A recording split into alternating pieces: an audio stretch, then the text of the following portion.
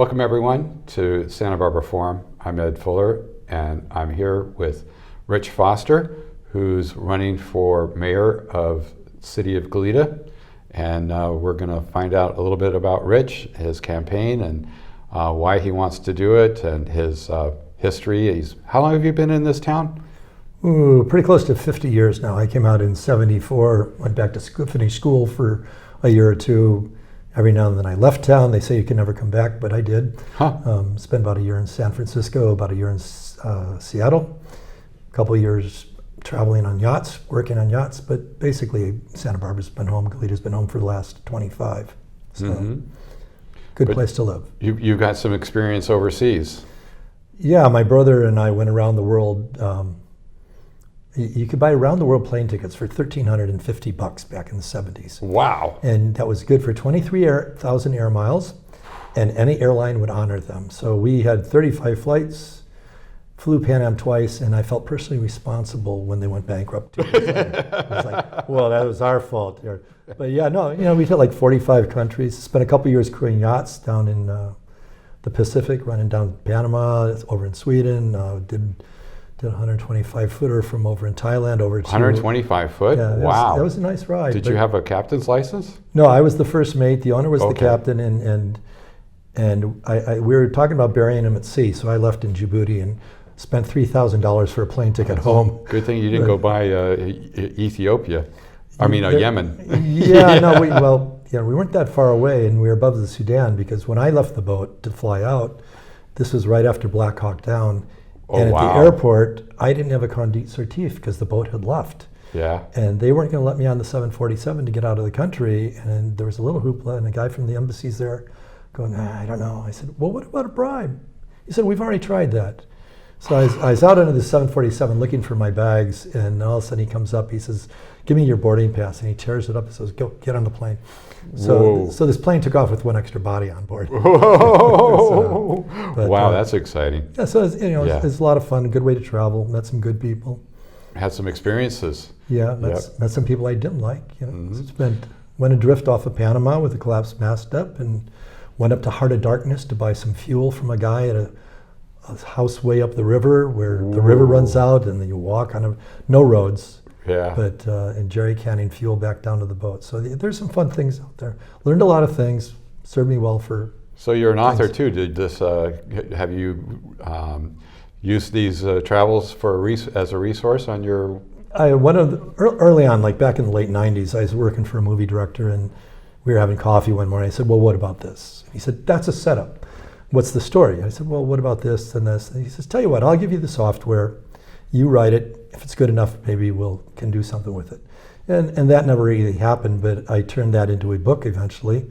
My first book, Heartless Desire, and it's all romantic comedy set on the Gulf Coast, revolving around boats. So I had a lot of experience to bring, had to use it for something. Might still make a good movie.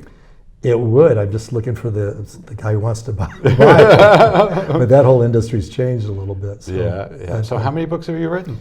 I've got 13 out on Amazon, along with 3,999,000 other writers. Sell some occasionally, but it's just a great hobby. It keeps you busy. Okay. It's way cheaper than golf. Oh, there you go. Right. But you don't get any this is the only exercise, but. Right, and then there's only electricity on the computer. That's right? true. Yeah. So the cost of that, which is going up, but. No, a number of them are a detective story. A character named Harry Grimm, who he was in Afghanistan and Iran, and all he wants to do is live someplace where there's a lake and there's green trees and it rains. And so it rains. He's kind of, he likes the wilderness, and so there's about 6 of those, and there's a few that are standalones. One of my favorite is Morphine Dreams. That's a guy, he's 58 years old. He was on the top of the game 10 years ago.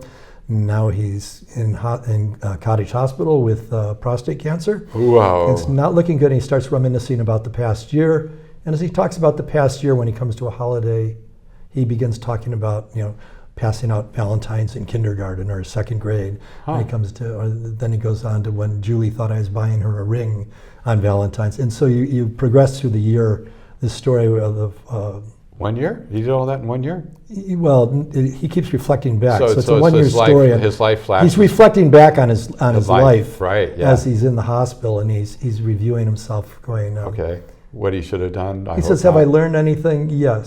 Is it too late to do me any good? Probably so." Oh. But it's a bit of a thwarted romance story. Wow. So it's fun. Wow. So is it stage 4? It's called Morphine Dreams, not because it has anything to do with drug addiction. Okay. It's because he's on a morphine drip towards the end of the book. Hospice, right? Yeah. Yeah. He's Wow. It's a sad story. It's sad. It's Melancholy. It's hopeful, and it's sort of. It's got some hope to it. Yeah. It ends on a positive note for some people. Oh, good. But Okay. it has to do with that thing of, you always ask yourself, what if? Yeah. I mean, you're dating somebody and it doesn't fall through, and years later you look back and say, maybe it wasn't. Hopefully when you get to that point, you go, I'm really happy. Like, I'm married. I've got a great wife. My friends all envy me for being so lucky. It makes you thrilled not to have prostate cancer, too. That too. Yeah, I definitely don't want that. So. Yeah, I know a couple guys who've, had problems with that. So. Yeah. Well, they say, any story with a happy ending isn't over yet. Oh, that's interesting. Yeah. That's a kind of a well, we all have the same endings, so. That's why. Yeah. But yeah. So most people who want to leave the earth have already left, so we don't have to worry about them. Well, we don't see people lining up to leave, generally speaking. But, right. I grew up in Chicago, where, we had things like the Daley machine. Who put Kennedy in office? They say Mayor Daley in the 60s. Oh, the Daley fraud, machine. yeah. I thought you were talking about the every day there's a new No, machine. the Daley, Richard Daley. Oh, the And then, of course, we had the Democratic 68 convention. I remember that. Yeah, I was downtown, got the little edge of that. I wasn't right in the heat of it, but Right. Dan Rather and I were down there, and he got beat up. I didn't. But and all of us were known for Al Capone. Yes, so right. That's kind of my background. But I came out here in the 70s, and actually, my brother and I, on that trip I was talking about going around the world, Yeah. I came to California for the first time from the Far East. Oh. Because we're traveling around the world, so I'm Okay. in Japan, I'm in Hawaii, and I land in California, and then I had to hitchhike back to Chicago. Interesting. So that was my first arrival to California. Back in the days when people hitchhiked. Yeah. Yeah, well, there's the guy who was hitchhiking, and the guy picks him up, and he says, "Hey, I'm glad you picked me up. A lot of people are worried that I might be a serial killer." The guy says, "Nah." And the guy says, "Really? It doesn't bother you?" He says, "What are the odds of 2 serial killers being in the same car?" That's good. But yeah, we hitchhiked across the country, and then I had a brother in Oklahoma, and I flipped a motorcycle and got to fly home because I tore my shoulder apart. So Oh, sorry. that was how that trip ended. But Wow. it was great. It was a great time to travel. A lot of places you can't go to anymore that I went to. And some places I went to that were charming are now, Not so nice. I was in Nepal. I was looking for a house I had stayed at, which was out in the middle of this field. There was nothing around, and I was trying to find it. And it turns out there's 1.5 million people there now, where there used to be 150,000. So Wow. It's $1.5 million. yeah, the tract homes have taken over the Kathmandu Valley. Oh man, But, the Kathmandu Valley. Wow. it was a beautiful spot, really nice and Yeah. stuff. So People. ended up out here. I Yeah. like it here. Mighty nice. Okay. Yeah. So you're running for office I am. for mayor. I'm City running of for mayor. Goleta. Politics is a little bit like they say about the weather. Yeah. Everybody complains about it, but nobody does anything about it. So true. And so, I've gone to a lot of city council meetings over the years. So you're fighting against the weather. Well, no, it's like they one say man- nobody does anything about it. I'm trying to do something about it. One That's the man thing. against the forces of nature. Yeah, forces or whatever. But, Forces of politics. Yeah. But I mean, the point is, people wait till a project's going up, and all of a sudden, how did that get approved? Right. Don't they? Well, where were you 6 years ago when it was up before the design review board, or there'll be some issue like whether, say, the housing element last year. Well, there was a good turnout for that in Goleta, but Good. people say, "Oh, I hate what they're doing." Well, did you ever go? Did you write an email? I really would urge people to be involved, no matter how they which side of the issue they're on. In their community, because it's, they really can make a difference in how the community turns out, can't they? I'm not really sure they listen. No, it does. If you don't put some pressure on to change things, nothing will change. Mm-hmm. And I have seen times when people came forward. I remember back when Bishop Ranch, Mr. Keston wanted to get it rezoned back to for housing. Right. And he was very successful. He had been on LAWDP. He built like 35,000 homes out by Palmdale. Mm-hmm. He is a major player, and he came up here, and in Goleta he got absolutely slammed, destroyed. Somebody goes, "Oh, I did an animal study of roadkill, and this is an animal corridor study." Somebody else comes forward, and I've got a traffic study here that shows. And there's a bird in that tree. But it was out of nowhere. All this resistance came to it, and it was actually kind of cool to see democracy on a very small level working. That's what city government should be about: local issues, about what you like's going on in your city, what you don't like. Mm-hmm. And that Goleta went to district elections a while back. We're still waiting for a district rep for the 3rd district because we haven't had an election there for it. But that gives you somebody to contact to say, why is there a pothole in my road? Why is the bus going across my front lawn, or whatever the complaints are? You get engaged, you get to know who they are, and so I'm running because there's things I don't like. I got it. So there you go. A man of action as opposed to a man of complaints. Well, I've complained many a time. Okay. I love public comment at the city council because you got 3 minutes to say your piece, and it needs to be concise and consistent. And you want to catch people's attention, you want to hold their attention. But there's people who sit in their chairs at home and complain, as opposed to people who, take action and bring those complaints forward. And oftentimes they complain after it's too late. Yeah, right, right, because they were paying attention. But when you look at it, at Goleta right now, I'm concerned about some issues there, especially financial issues. Mm-hmm. And traffic issues and road issues. That these are issues that hit everybody, whether they're Republican, Democrat, middle of the road. You can walk outside the front of your house, look at your street, and say, "Why is my street such a mess?" And I hear this all the time. And yes, there's a reason. Right. So tell us, what are the reasons? Well, our city has a few things that I don't care for much. Is that I don't like their priorities on things for a number of things. They're very, very good at getting grants. They've gotten grants from the city, but this is a little bit like the free credit cards you got when you were a student. Oh. You don't really actually want to take every one of them, but they'll get a grant, and so here's $10 million, and we're going to build, in the case of the San Jose bike path, say, it's only going to cost us $2 million. For the city? For the city. Right. $20 million in grants, $2 million. Well, actually, it's going to be a total of $27 million. Well, it's going to be $33 million. Well, it's going to be and the grant's still only $20 million? It's still only $20 million grant. The grants don't go up, but when you take the grant, you agree to build the project no matter what the cost.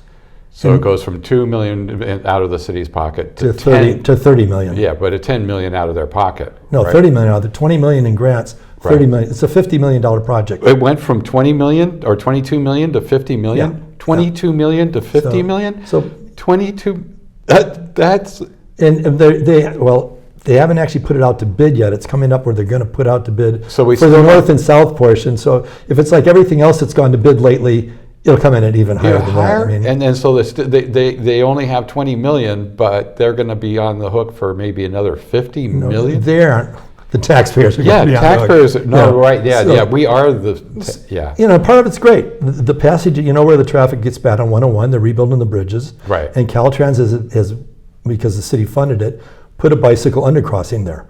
Yeah, that's a great idea. So that's a great idea. But on the south portion, they want to build a bike path on Kellogg with a bridge over the creek, then go along 217, and they just agreed to pay $4 million to Caltrans to put a sort of a tunnel through so they can get the Oberon Trail.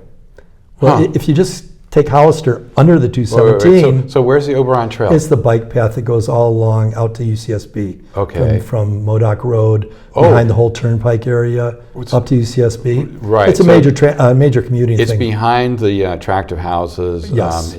off of Turnpike in that Yeah, area. it's a lovely, right? actually, if you're not out there, it's a lovely trail, and they've got lighting on I it. biked on it actually, But, so yeah. But Ward Drive, which is on the other side of the freeway portion there, Right. it's all paved with one bike lane. They don't need to do anything. Right. So- It's like, yeah, and that connects to the Oberon Trail. The- Yes, it does. Right? Yeah, It goes so- right. It ends in it. So why do you need to do?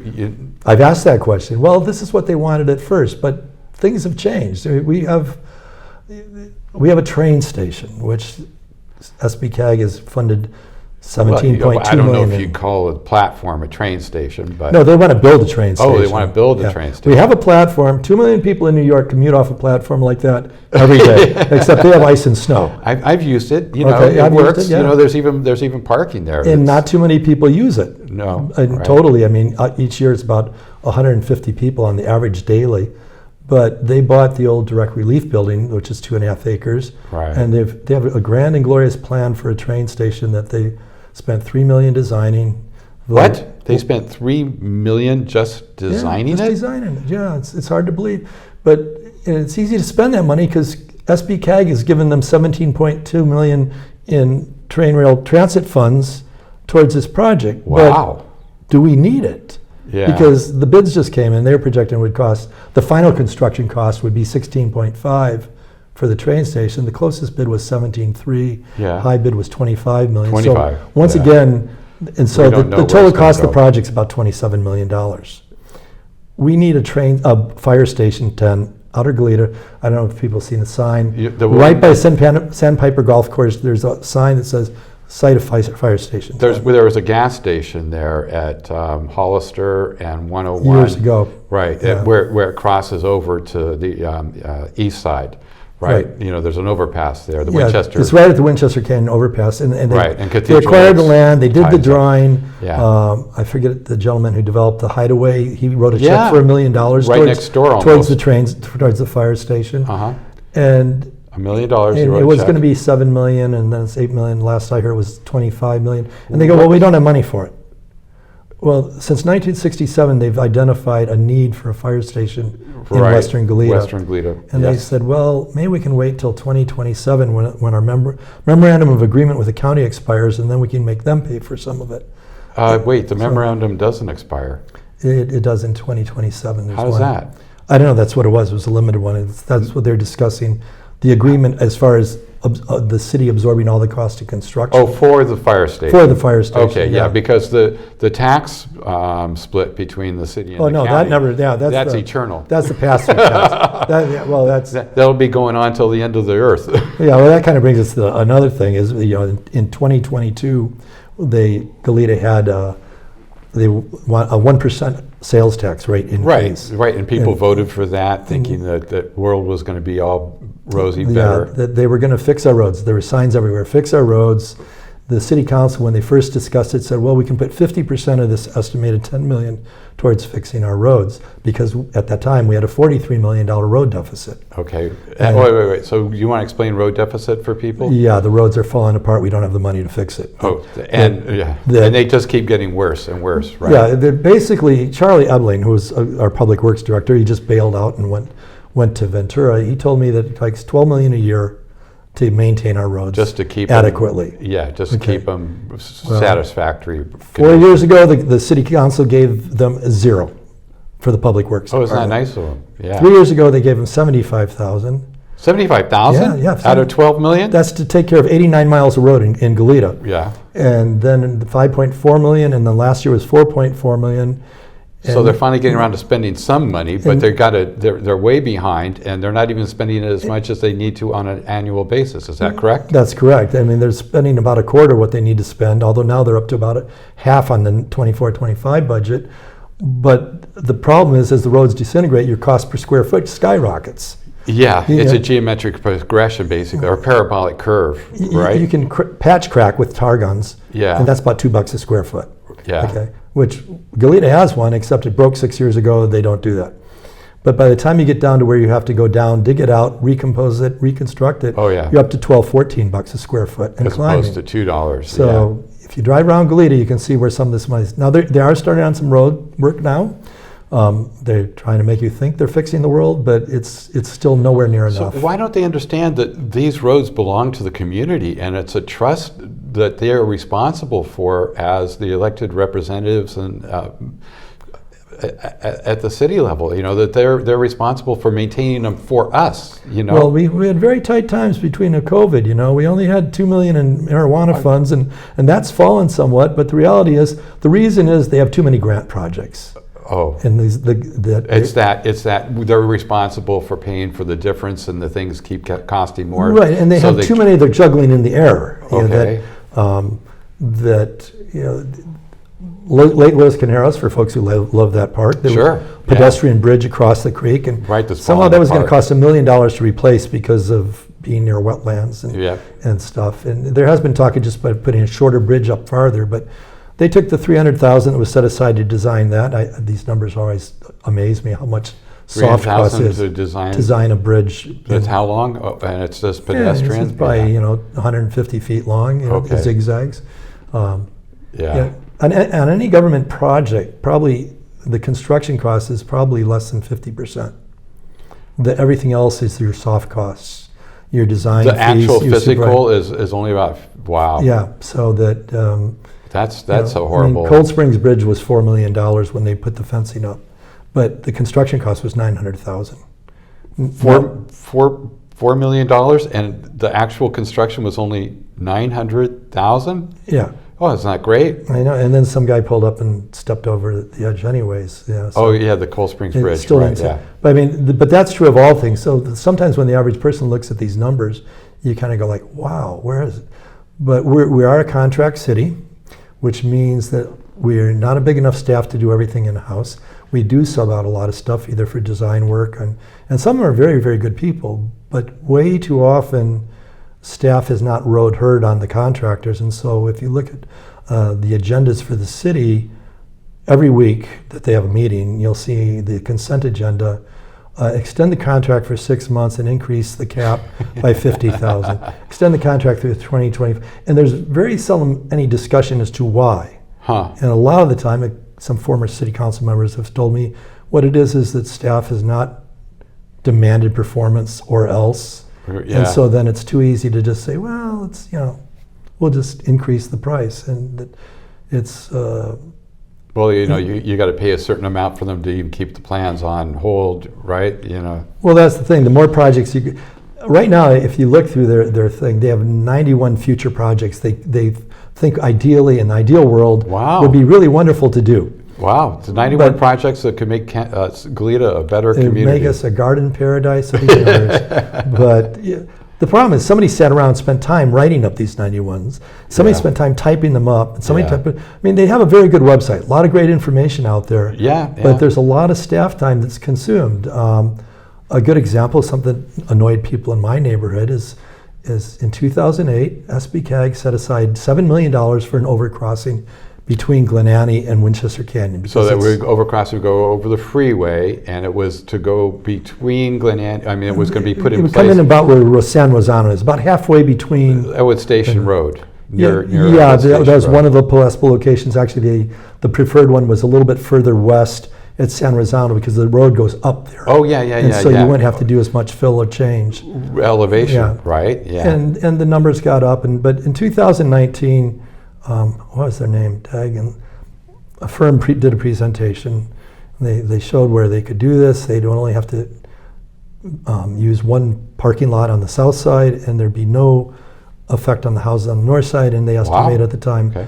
$50 million. $50 million. But it's a full overcrossing. This was not just pedestrian. So it's a bikes too? Bikes, pedestrian, and cars. Oh, and It cars. was going to be a full one. overpass. And, Okay. Yeah. back when Rosemary Gaglione was our public works director in 2008, 2010 area, she said this is absolutely necessary to alleviate congestion at Glenannie Stork 101. Yeah, okay. Okay. But would it have on ramps and off ramps? No, it would just be a bridge to connect just- north and south to give bicyclists, pedestrians the easier way to go from From this side of Alencano the- Heights over to over to Costco or whatever, Right. and to bleed off some of the traffic that is going through. You live in Goleta, Yeah, right? yeah, yeah. It's Stork. Traffic backs up from Hollister Avenue all the way up to the freeway. Right. And gets gridlocked at the intersection. Oh, yeah, the off And ramp there. it's going to get worse. Yeah. Building a lot of homes out there. The county has their way. You're stopped on the freeway out there when you're trying to get off at Stork. No, Caltrans tells me the traffic doesn't stop on the freeway anymore. Yeah, well, that's. They have cameras that tell them this. Yeah, right. I think they turn them on at like 3 a.m, but yeah. So I mean, that was. But the thing was, it ended up being 8.2 million that was set aside for this. Okay, but it's projected to cost 50 million. Well, that's true, but I mean that was the start at least, right. But they've done nothing in the last 16 years about it. Okay. So they've done other things. They've built a lot of bike paths. They've built, they're trying to build a train station, Right.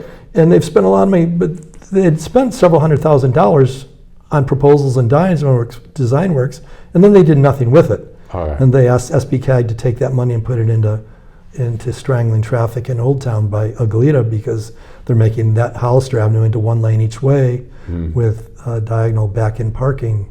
Well, we're going to see how that one works out. There's, But, and Paula Mayor, very nice lady, but I disagree with a lot of what happens. She voted to take this money away from the overcrossing while maintaining that it was a top priority. Well, they've had years to do something about it. Right. And, Robert Nesbitt, our manager, said it's never going to happen, so nobody's holding their breath. But it's that kind of thing, is that you have grants that you put work into, and you spend just enough money where it's easy to say, well, let's return the money. Well, we spent some of it. Oh. So now we got to go through Project Connect, which is a $70 million project. They said, well, if we don't do it now, it's going to cost us $9 million because we've done acquisitions of right-of-ways and stuff. But isn't that better? They didn't have the money for it, and so they took. So Project Connect, you're talking about the roundabouts? The roundabouts in Old Town. Was it 217? 217 and Hollister Avenue. Hollister Avenue, and right. then they're rebuilding the bridge there, but that's a separate project, Right. mostly funded by the And state. 217 is the freeway that goes out to Out to the university, right at Kellogg Avenue and stuff. Yeah. But So 70 million for those 2 roundabouts, huh? and some other work in there or whatever. But Okay. We'll see and how a it couple comes million out. more for restriping Old Town Goleta.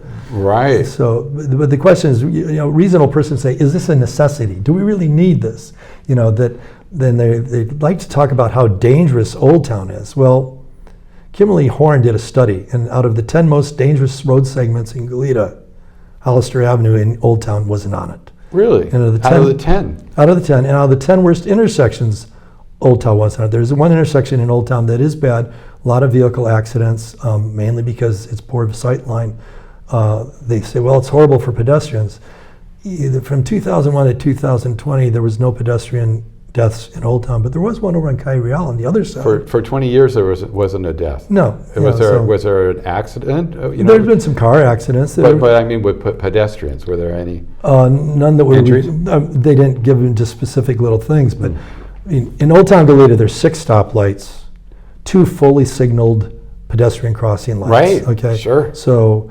There's plenty of opportunities for people to cross. Darwinian theory says if you can't cross with that, you've got a problem. Because maybe the gene pool doesn't need your genes. Well, I mean, over on Kyriel, there's like 4 lights and 2 crossings, and it's next to a senior zone. Do you know there's senior zones? If you go by Encinas over, there's these signs that says senior zone, and it's like, who dreamed this one up? Does it mean that they look out because they're driving or they're walking? So I've never figured out what senior zone means. Are there only seniors allowed? No. They'll arrest anybody under 55 for being in the neighborhood? So I guess you're supposed to drive more carefully. I guess. Or expect them to be walking slowly across the street. But so we have a few problems. We got grants that they probably should get rid of some of them. Yeah. There's too many of them. For example, at the CIP meeting, Capital Improvement Projects. CIPs. 5 projects that are slated for the next 5 years are underfunded by $140 million. $140 million for 5 years. So this city is just on a spending spree. Well, the thing is, if you go to the budget meeting, right? Yeah. Our accountant, CFO, whatever. Right, Chief Financial. Chief Financial Officer, Luke Rio. He's very good, great presentations and stuff. And he says, our budget is structurally sound, but what they don't include is the fact that there's about $65 million in road work that needs to be done. Oh, right. Okay. and that you have. So the amount that they're spending is within what they're taking in, but what they're not doing is what they're not telling you. They're not putting the liabilities. Okay, you've got a nice house. It's paid for, okay? Except the roof leaks, there's water coming in, you got black mold growing, the drywall's falling off, the carpet's horrible, and you sit down saying, yeah, we're structurally doing great here because the house is all paid for. Right? And every year it's a little bit worse and worse. And so we have that. We have the unfunded grant projects. And then on Outer Cathedral Oaks, if you've been out that way, there's what's called the crib wall. People may have seen it. It's where Winchester Commons is. They did landfill to put out Cathedral Oaks 3 years ago. And it's always been a bit of a problem, and the dirt is washing out from the crib wall. So much so that 8 years ago they closed the bike path off. And then this year during the rains they closed the street off because they weren't sure the street wasn't going to go. Well, they've had 8 years to do something about it. And when asked last year, well, we're watching it.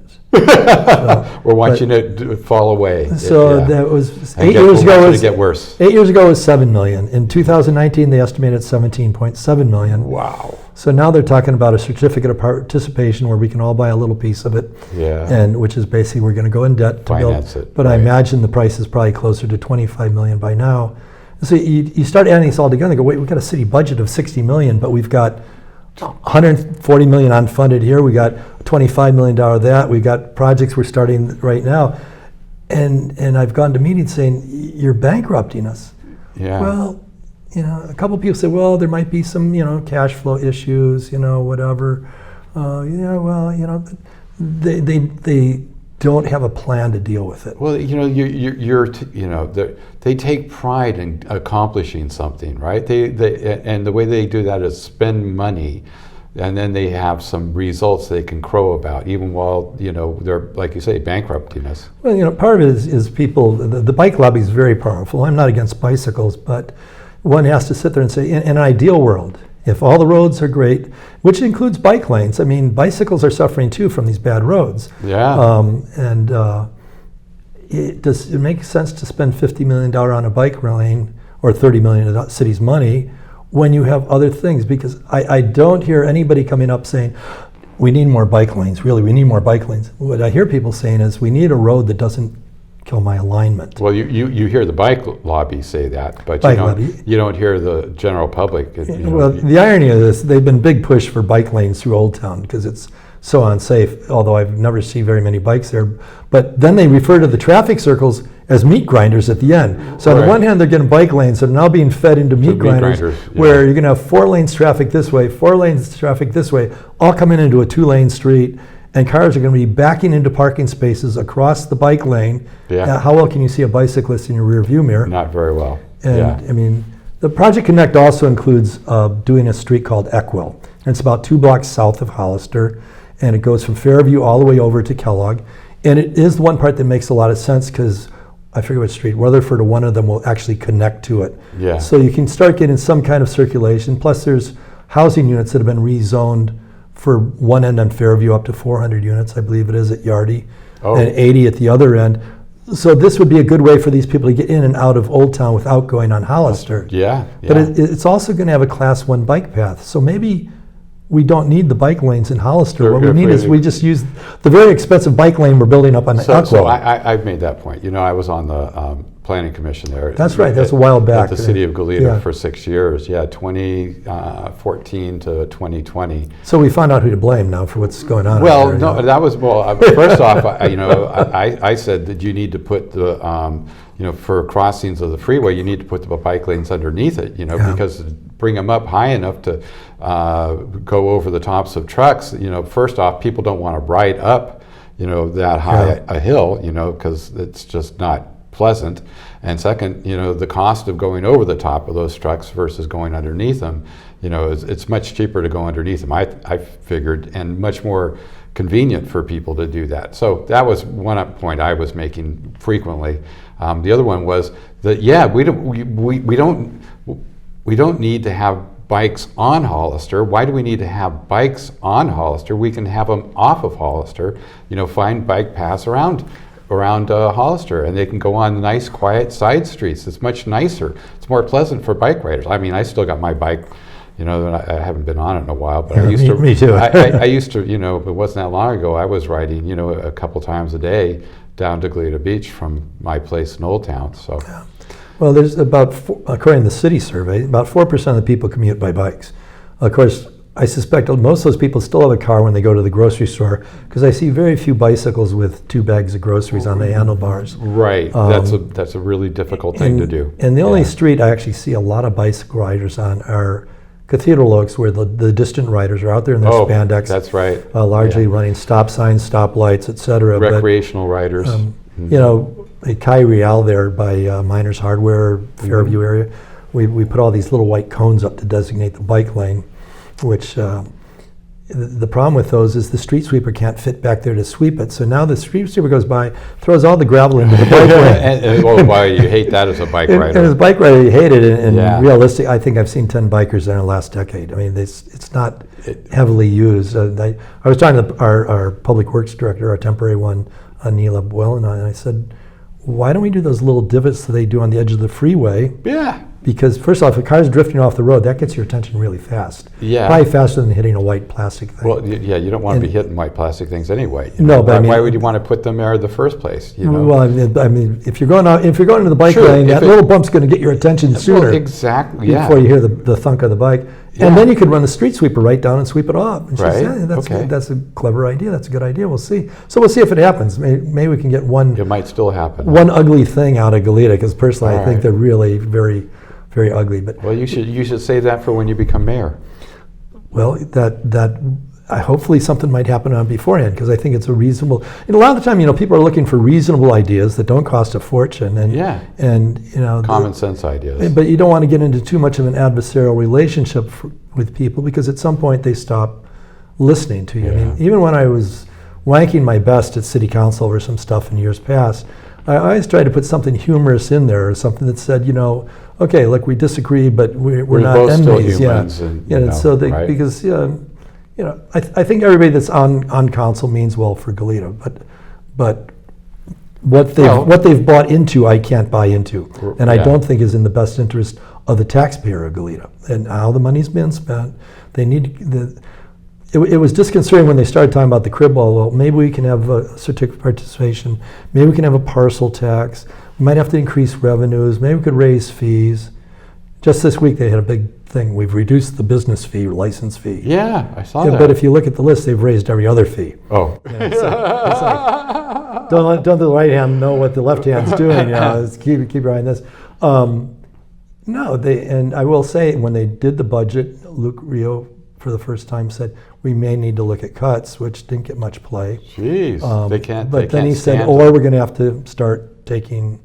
And so, you know, part of the point is reevaluate where we're at. And if you don't have an answer for how you're going to close a $140 million gap, and usually the answer is, well, we can try and get more grants. Jeez. But grants are not free. The last thing they want to do is, you know, cut costs. Well, you know, frequently you hear, well, we don't have enough staff. But when you have several dozen, I think it's like 11 CIP projects that are on hold. Yeah. These are projects they've put effort into, they've put staff time into, perhaps they've paid consulting fees on them, and they're going nowhere because they don't have the money. But that takes staff time. It takes somebody writing it up. It takes time putting it on the agendas. It takes the meeting time. It takes time to report these things. And all these soft costs you don't see, you know, perhaps if we start streamlining what we're undertaking, we can streamline our payroll down there. Yeah, we can move some people around and put them in places where they're better served. Around or out, as the case may be. You know, yeah. You know, I'm sure somebody's doing something, but planning department's open 2 days a week, on Monday and Wednesdays, from 8 until 12. 2 days a week? 2 days a week, yeah. You know, so the public can only go in there 2 days a week? You can call and make an appointment if you can get somebody on the phone. I tried that. I couldn't get anybody to make an appointment with.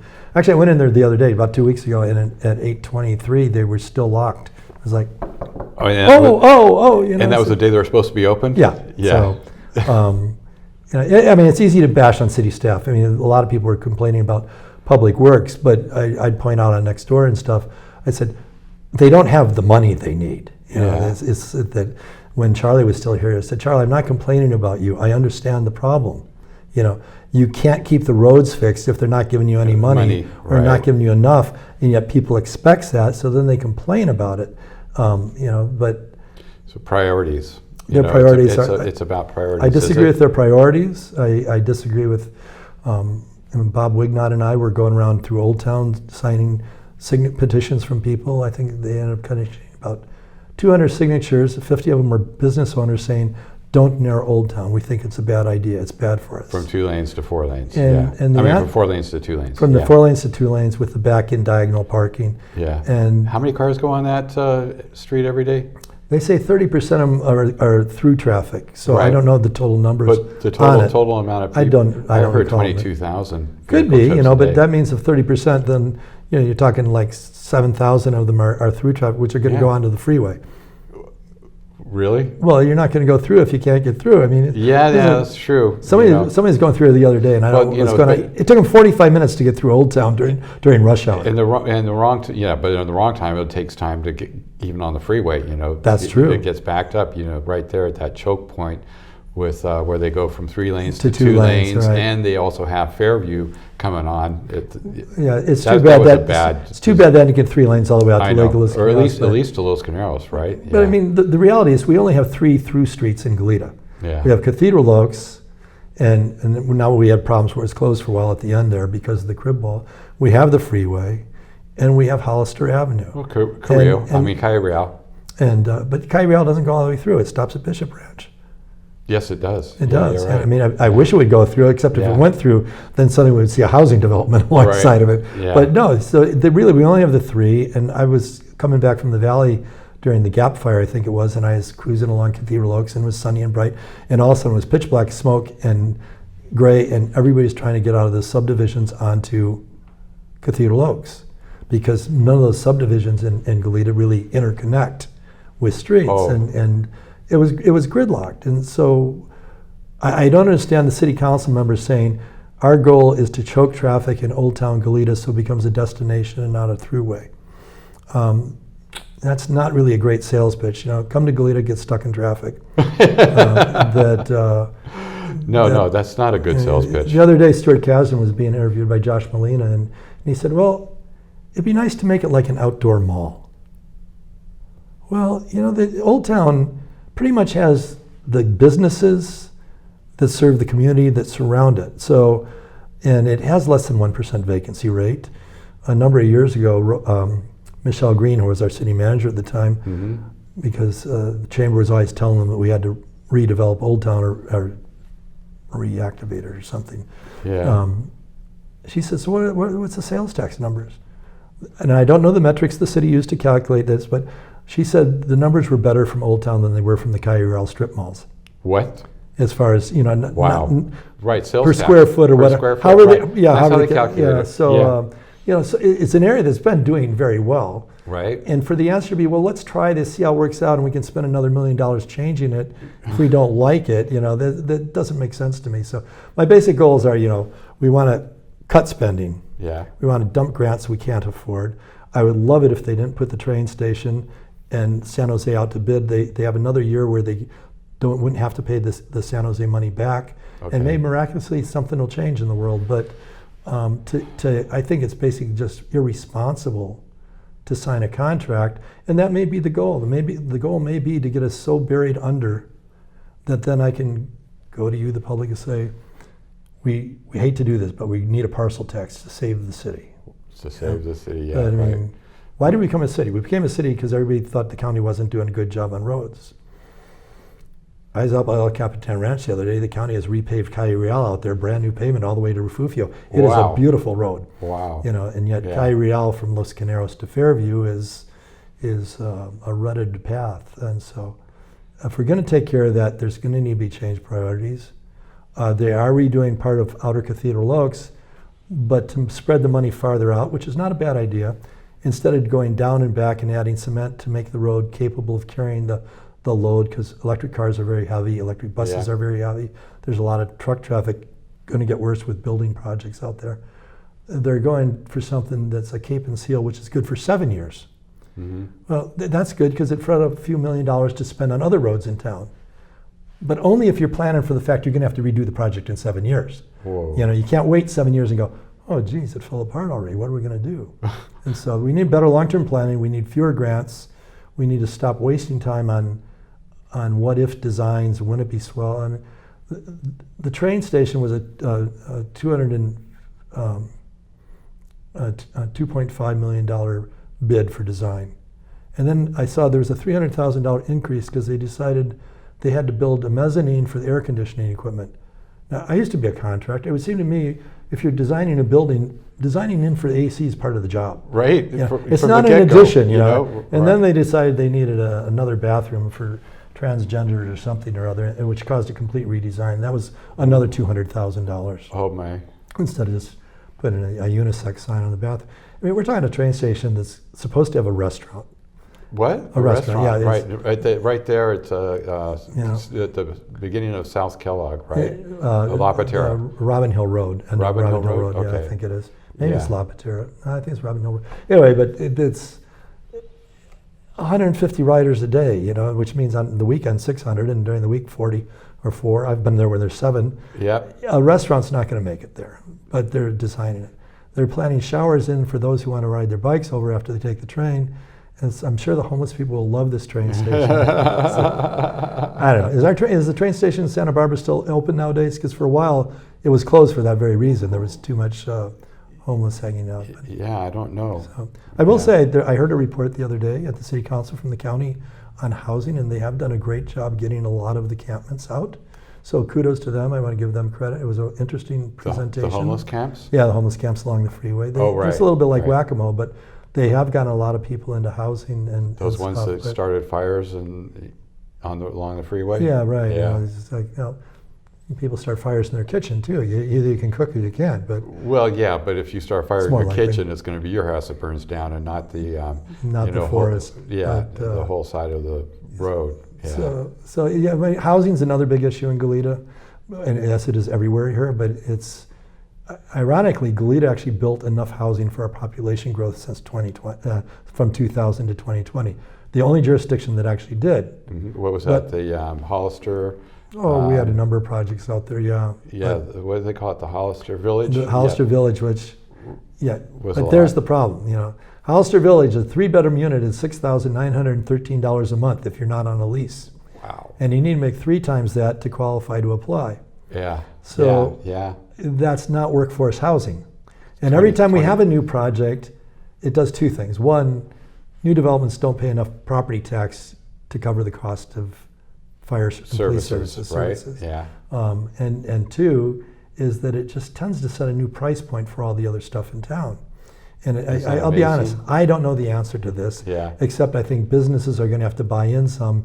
If they need employees, they're going to have to figure out a way to help subsidize rents or buy property and undermarket it, because the community, Goleta's done a number of projects with subsidized housing on La Sumida. They have Heritage Ridge coming in that has 100 units for seniors. Mm-hmm. Not conveniently placed to grocery stores or anything, but Well, you know, nothing against seniors, especially since I am one. I know I could qualify if I didn't own a house. Right, you know, but you know they're not exactly workforce, you know, people. No, you know? no. Well, that's So they're not going to really contribute to the economy, and you know, it's not going to take care of the workers that are here. You know, it's Right. great that there's going to be low-cost senior housing, but you know, the other thing is that there's nothing to keep anybody in the whole United States from coming here and occupying those. a lot of the world wants to come here. We're Yeah, a popular I mean, spot. Well, obviously, considering So- the prices of homes here, you know, the median price to buy here is, you know, that's a real problem. I mean, if you want to talk about something being a problem, 2 million is what the median is right now. But recently, the numbers were coming through at 2.5 million. So, Right. and I think it was March. So we just have to work harder. Yeah. You know, now, I didn't buy a house till I was 45, and I bought a house at a time back in the late 90s. Stuff was going up about $30,000 a month. Yeah. And I bought the cheapest house I could find, and I offered him like 10 grand. It sounds ridiculously cheap today because it was like $359. Yeah. But if I do the math on it, it's gone up about 5% per year. You know, and Yeah. why it's worth $1 million too, I don't know. But Over the long term, right? over the It's a- long term, so it's basically an investment that hasn't been bad. But Yeah. when we bought, we had friends. My wife's younger than I, and she had friends that we're never going to be able to buy a house here, which is what you hear all every the day time, now. Right. And I said, well, you got the 2-bedroom apartment because you wanted the extra space, and you got a brand new car and a brand new lease, and you got every movie channel. I said, if you save your money, and I will grant it, what rents are right now, it's impossible to save money unless you're doing pretty well. But if you save your money in 10 years, you might be able to buy one. But I can tell you, if you don't save it, you won't. Yeah. Well, 10 years later, in 2008, we had a huge downturn, and house I was in went from 800 down to 550. It's right. And so for those who are waiting, and most of these people end up just leaving town, but you make choices. Yep. At some point you say, I'm willing to commute an hour, which it's not like that's a rare event in California. Right. Or you say, I'm willing to live in a 1-bedroom in one-bedroom, La Goleta, a little more crowded than I condo. might want, Yeah. Or you say, I'm going to look for work elsewhere. And that's, that's not to be cruel or mean, but there's no way you can provide housing It's called for everybody who wants to live personal here. responsibility. Yeah. And it's called living within your means. And Which is what I'm trying to get the city to do. Right? Yeah. Yeah. And it's, you got to be realistic. You can't be dreaming of, the house in Montecito that you're going to buy for $100,000 because the government's going to subsidize it for you or force a builder to build it for you. I lived in a mansion for a while in Montecito. It was like one half of the old Knapp Arcade estate. Oh. And so our living room was the old organ pipe room. It was a fabulous place, really great place. But what I learned there was it's really a long ways to the kitchen for a cup of coffee. These houses, being rich is only good if you can afford to have the maid there to deliver the coffee in the morning. Well, that's the reason why the rich live longer is because they walk so much in their houses. Yeah, that could be, yeah. They get many more steps in. But it was all the rest of us. It was an interesting experience. Living up there in a huge mansion, which is that then crewing yachts, you could play with multi-million-dollar toys, and when things really got bad, you could always say, I'm out to the airport. Give me my passport back. But Goleta's a great place, but we need to make some changes there. And really what the most common thing I hear from people is, no matter what their other leanings are on a national level, is they want their streets fixed. Yeah. And there's not a plan to fix their streets. And they don't always understand why they're not fixed, which gets into the issues of grants and other things like that. But, and that's why you think people should vote for you? People should vote for me unless they really like what's going on in the city. Then they can vote for the incumbents. Oh, there you go. The incumbents have to run on their record. Yeah. Okay, and so telling you we've taken on multi-million-dollar grant projects is not really the best sales pitch in the world.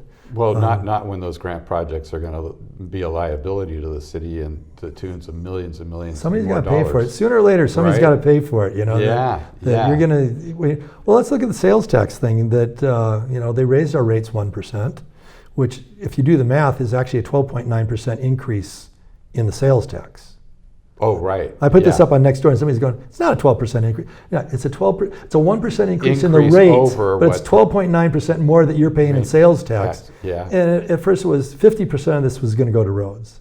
Yeah. Then once it passed, it was, well, maybe 10% will go to roads. 10%? And then out of the 10 million it was supposed to raise each year. Yeah. And then this past year, which it didn't kick in until January of this year. So from January to July of this year, there's 5 million that came in. And they decided, well, we can't use any of it for roads. We're going to move it into Old Town to try and make Project Connect look like it's not shortfalling of money. Oh. So, and like I said, next year they're spending $6 million, which is still less than about half of what they need to spend. So don't anticipate your roads are going to be better after the election, but you'll hear about the roads they are resurfacing. Oh. Some. Yeah. Yeah.